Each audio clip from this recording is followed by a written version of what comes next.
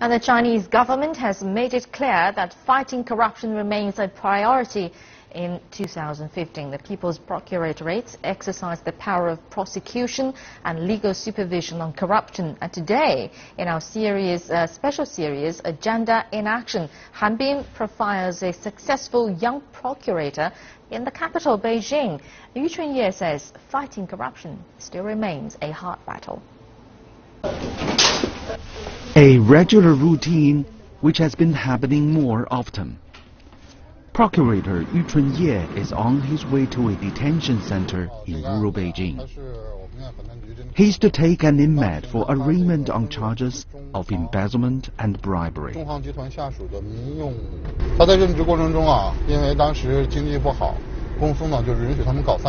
Shuo was a senior manager at the China Aviation Group. During his tenure, starting from 2005, due to the economic downturn, the company branched out into the tertiary industry. It was developed in cooperation with a merchant in Hebei, a coal business, to delay payment and continued to use the company money. The merchant bribed him with 50,000 yuan in a camera. Sun was also charged with misusing public funds with some 2 million yuan, that's over $300,000.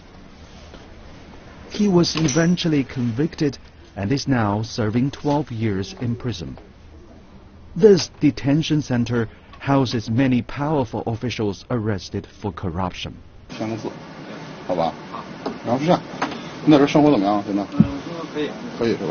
Procurators follow a legal procedure to bring a suspect to trial. Sun's case was started by a real-name whistleblower. Today, the majority of corrupt officials are being exposed through public supervision. The traditional way had been inspection and auditing. Chunye says China's war on corruption has brought about a surge in cases over the past year. Many have come to light after many years in darkness. When first promoted, most are very clean. But as they get more power, and due to China's irrational wealth distribution system, many of the officials start to feel out of their league when they meet rich people. They begin to go from taking a little bit to taking a lot for granted.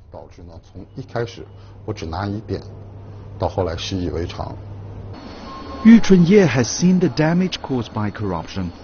It shakes public trust and faith in the government. He found corruption involving groups is on the rise, and officials are using more subtle ways to escape detection. He says the procurator's job is to advance legal supervision and put officials on notice that people are watching them. In over a decade on the job, he has helped bring many powerful figures to justice. They include former Railway Minister Liu Zhijun, former Minister of Land and Resources Tian Fengshan, and former Governor of Yunnan Province Li Jiating.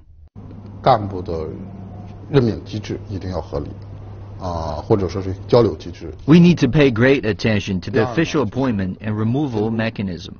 Supervision should be strengthened to deter corruption, not only from outside the system, but also from inside, like the democratic decision-making system. A rotating system should be carried out, say every 5 years, to avoid over-concentration of power. We found that if an official stays in one position for too long, the odds of corruption often rise. Well, this is just one of the numerous people's procuratorate across the country. They have helped to bring a lot of corrupt officials to justice. Many believe what's needed is a mechanism that gets to the root of the problem.